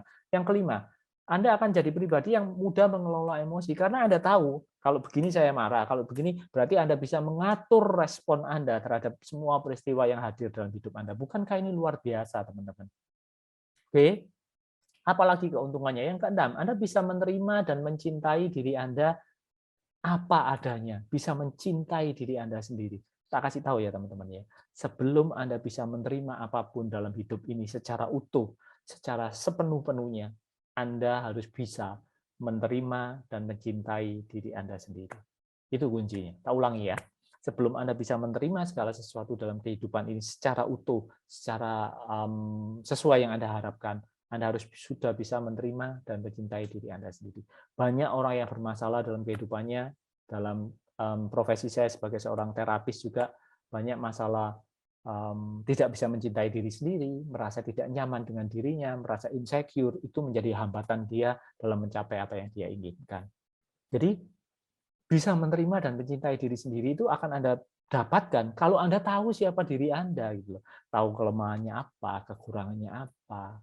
Saya bisa pastikan kok kalau saya tanya sekarang ke Anda gitu. Apa kelebihan dan kekurangan Anda? Tuliskan 10, macet pasti. Betul tidak sih? Jangankan 10, 5 saja mandek kadang. Karena apa? Kita lebih banyak memahami orang lain dengan baik daripada memahami diri sendiri. Ini ironi sekali lagi. Padahal itu penting. Anda tahu kan keuntungannya seperti ini. Oke, jadi mulai dari sekarang sampai seterusnya tanamkan dalam diri Anda. Mengenal diri Anda itu juga sangat penting. Yang ketujuh, yang terakhir, keuntungan Anda kalau bisa mengenal diri Anda dengan baik apa? Anda akan lebih mudah pasti memahami orang lain. Kalau Anda bisa mengenal diri Anda dengan baik, Pak Ari, betul Pak Yul, thank you Pak Ari.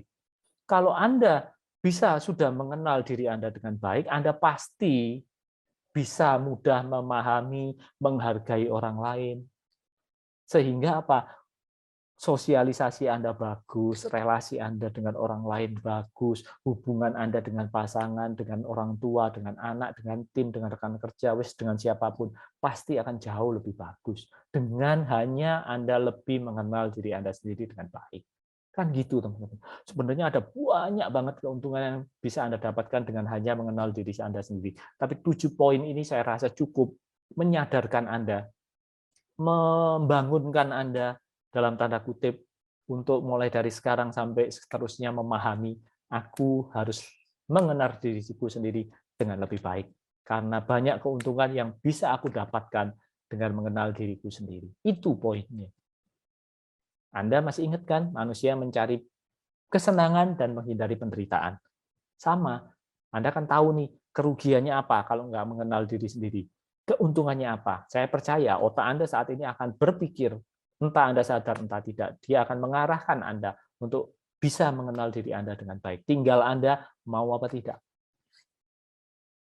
Paham ya sampai sini ya? Oke. Oke, saya lanjut sebentar.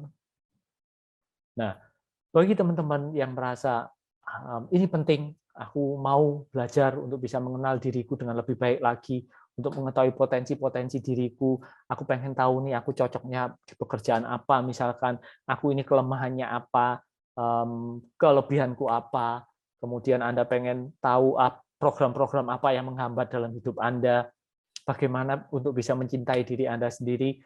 Miracle Life Transformation punya program yang berkenaan dengan materi UMI ini, teman-teman. Kami punya program yang pertama kita sebut sebagai program Know Yourself.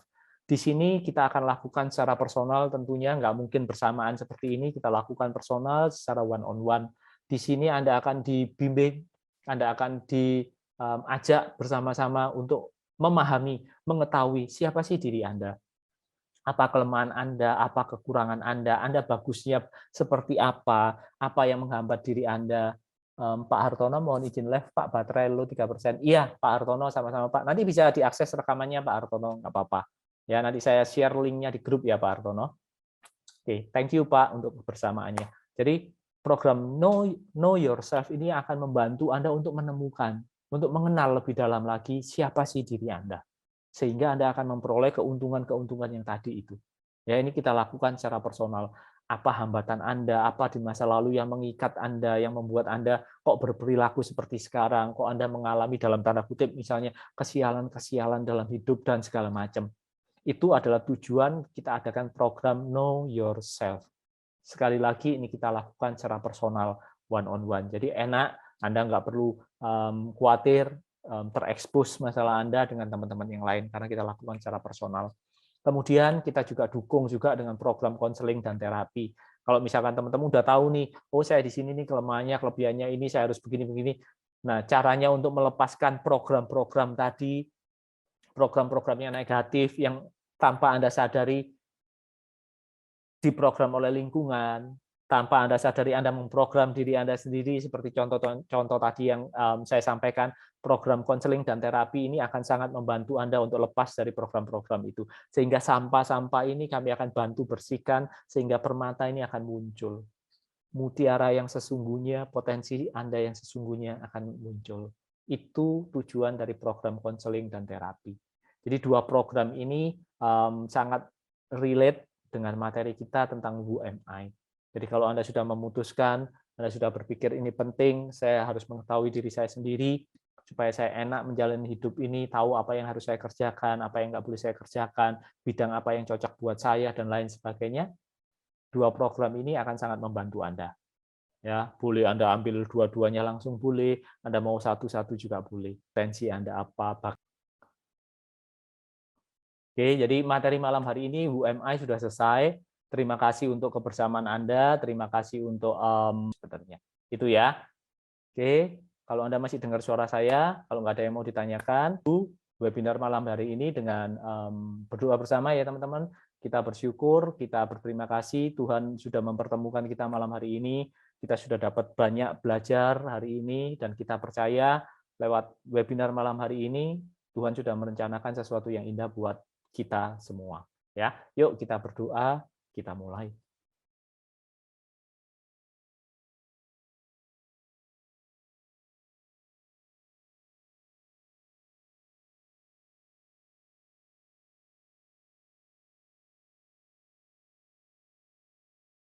Oke. Selesai teman-teman semua. Sekali lagi terima kasih untuk kebersamaannya. Terima kasih untuk waktunya yang sudah teman-teman luangkan buat kita malam hari ini. Ya, sampai ketemu nanti di kelas-kelas berikutnya. Sampai ketemu nanti di sesi-sesi berikutnya. Kalau teman-teman sekali lagi butuh informasi tentang program Know Yourself, silakan WA ke 0812 8614 997 ya. Itu teman-teman, selamat malam, selamat beristirahat. Tuhan memberkati, sukses buat kita semua. Bye-bye teman-teman semua. Thank you, thank you, thank you.